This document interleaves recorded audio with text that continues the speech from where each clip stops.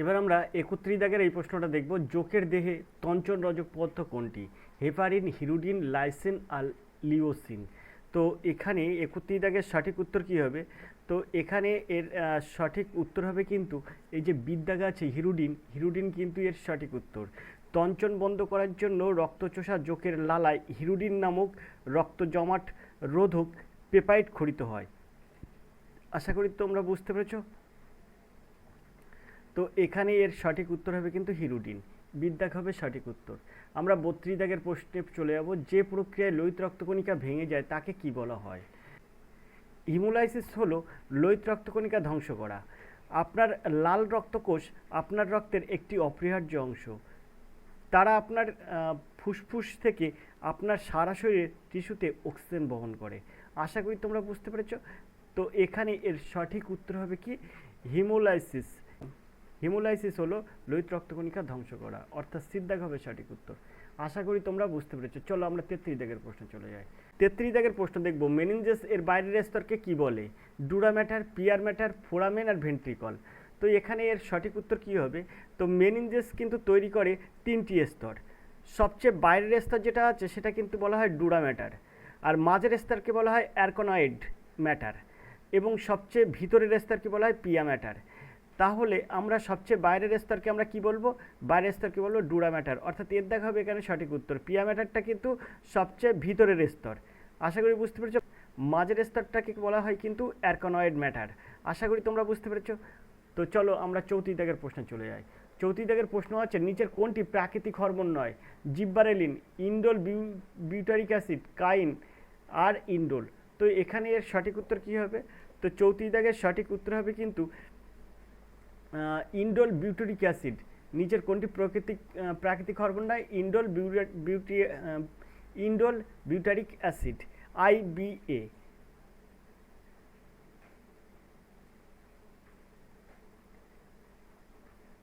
এগুলো নিয়মিত হরমোন হতে পারে যা উদ্ভিদের টিস্যু থেকে পৃথক করা হয়।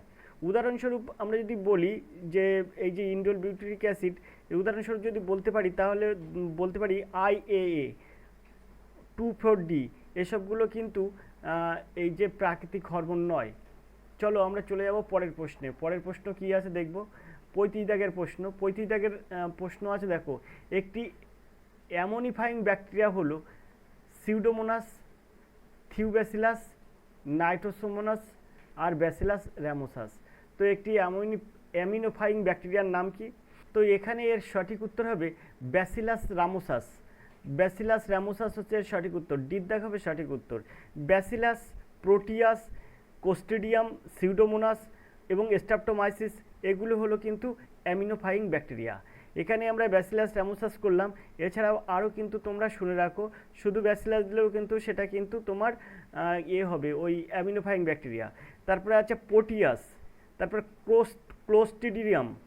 ক্লোস্ট্রিডিয়াম, তারপরে হচ্ছে সিউডোমোনাস, স্ট্রেপ্টোমাইসিস, এগুলো কিন্তু সব অ্যামিনোফাইং ব্যাকটেরিয়া। আশা করি তোমরা বুঝতে পেরেছো। ৩৪ দাগের প্রশ্ন দেখব। ৩৪ দাগের যে প্রশ্ন আছে, নীলবর্ণের বর্ণান্ধতাকে কি বলে? নীলবর্ণের বর্ণান্ধতাকে কি বলে? প্রোটোনোপিয়া, ডিউটেরোনোপিয়া আর ট্রাইটোনোপিয়া আর নিউটানোপিয়া। তো এখানে এর সঠিক উত্তর কী হবে? নীলবর্ণের বর্ণান্ধতাকে কি বলা হয়? ক্ষুদ্র তরঙ্গ দৈর্ঘ্য সংবেদনশীল কোনো সিস্টেমের নিষ্ক্রিয়তা ঘটিত বর্ণান্ধ ট্রাইটোনোপিয়া বলা হয়, বা ঢিলেঢালাভাবে নীল হলুদ বর্ণান্ধতা বলা হয়। আশা করি তোমরা বুঝতে পেরেছো। তাহলে এখানে এর সঠিক উত্তর হবে কিন্তু ট্রাইটোনোপিয়া। নীল বর্ণের বর্ণান্ধতাকে বলা হয় ট্রাইটোনোপিয়া, অর্থাৎ ঢিলেঢালাভাবে কিন্তু বলা হয় নীল হলুদ বর্ণের বর্ণান্ধ। আশা করি তোমরা বুঝতে পেরেছো।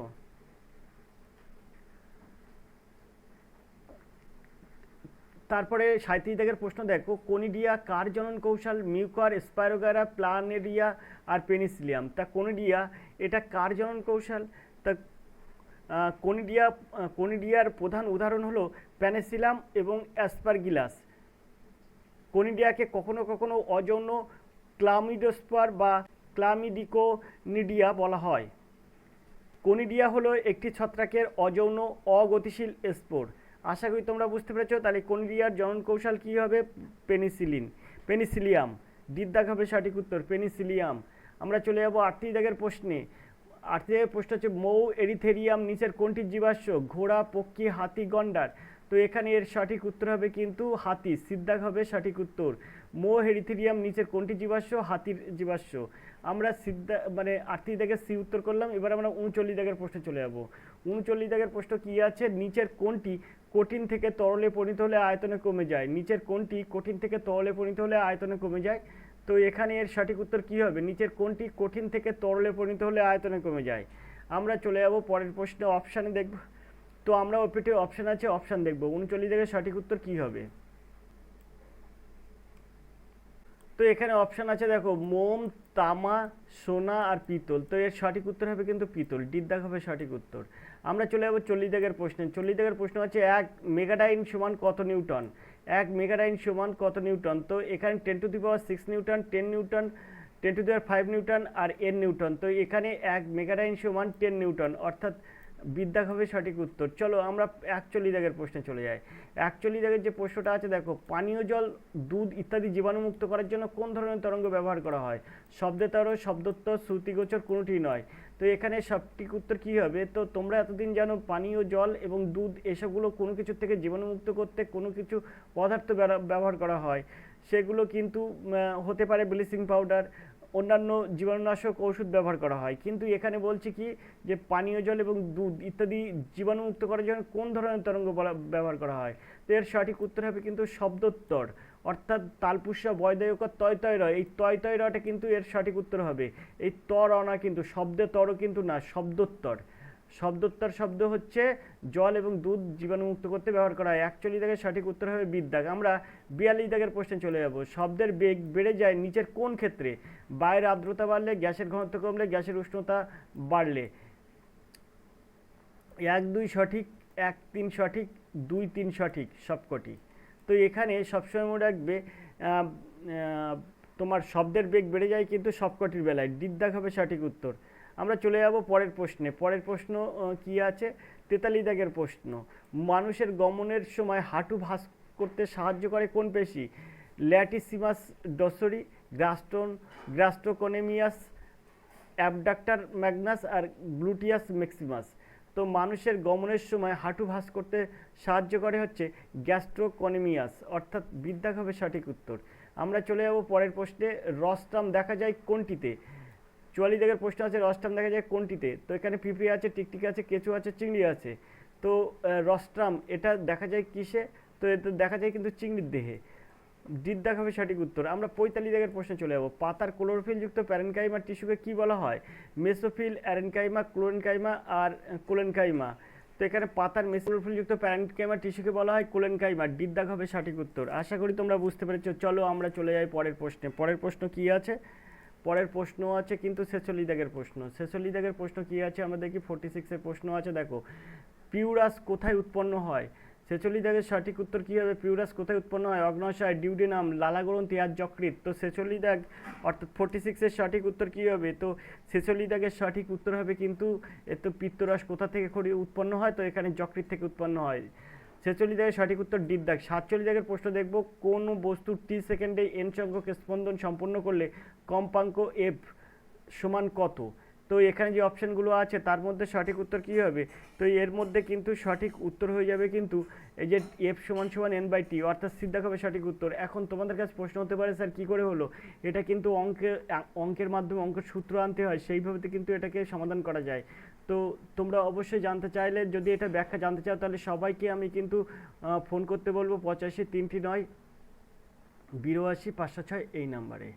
ঠিক আছে, এটার গাণিতিক ব্যাখ্যা দেওয়া যাবে। আমরা 48 দাগের প্রশ্ন দেখব, নিচের কোনটি সহজে জলে দ্রবীভূত হয়? Carbon, nitrogen, ammonia, iodine. তো 48 দাগের সঠিক উত্তর কী হবে? নিচের কোনটি সহজে জলে দ্রবীভূত হয়? তো এখানে 48-এর সঠিক উত্তর হবে কিন্তু অ্যামোনিয়া। অ্যামোনিয়া কিন্তু সহজে জলে দ্রবীভূত হয়, সিদ্ধাক হবে সঠিক উত্তর। আশা করি তোমরা বুঝতে পেরেছো। এখানে আয়োডিনও হবে কিন্তু নাইট্রোজেন হবে, কার্বন মানে আয়োডিনও কিন্তু হয়, কিন্তু এখানে বলছে সহজে জলে দ্রবীভূত হয় অ্যামোনিয়া। আশা করি তোমরা বুঝতে পেরেছো, সিদ্ধাক হবে সঠিক উত্তর। আমরা 49 দাগের প্রশ্নে চলে যাব। নিচের কোনটি হোয়াইট ভিট্রিয়ল? হোয়াইট ভিট্রিয়লের মধ্যে কোনটি হচ্ছে হোয়াইট ভিট্রিয়ল? তো এই 49 দাগের যে অপশানগুলো আছে তার মধ্যে হোয়াইট ভিট্রিয়ল হলো জিঙ্ক সালফাইড। জিঙ্ক সালফেট এবং 7টা জল একে বলা হয় হোয়াইট ভিট্রিয়ল। আর এই যে কপার সালফেট আর 7টা জল আছে এটাকে বলা হয় ব্লু ভিট্রিয়ল। ঠিক আছে, এটাকে বলা হয় জিঙ্ক সালফেট প্লাস জলটাকে বলা হয় হচ্ছে হোয়াইট ভিট্রিয়ল, আর এই কপার সালফেটকে বলা হয় ব্লু ভিট্রিয়ল। ফেরাস সালফেট আর জল এটা হচ্ছে ব্রাউন ভিট্রিয়ল, আর ম্যাগনেসিয়াম সালফেট এটাকে বলা হয় গ্রিন ভিট্রিয়ল। আশা করি বুঝতে পেরেছো। তাহলে এটা ব্লু ভিট্রিয়ল, এইটা হচ্ছে ব্লু ভিট্রিয়ল, দেখা হচ্ছে ব্লু।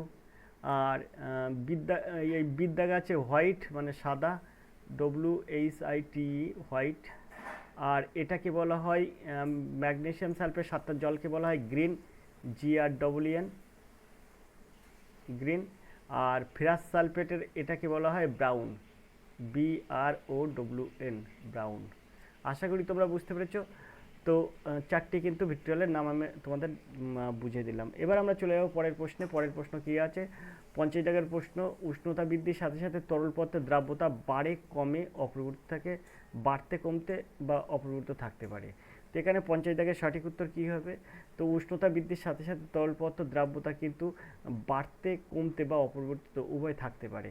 ডিদ্দাগ হবে সঠিক উত্তর। তো 50 দাগের সঠিক উত্তর হবে কিন্তু ডিদ্দাগ। তো অবশ্যই তোমরা দেখলে, তো আজকের ক্লাসটা অবশ্যই তোমাদের জন্য খুবই গুরুত্বপূর্ণ। তো এই ক্লাসটা যদি ভালো লাগে তাহলে অবশ্যই লাইক করবে, কমেন্ট করবে, শেয়ার করবে।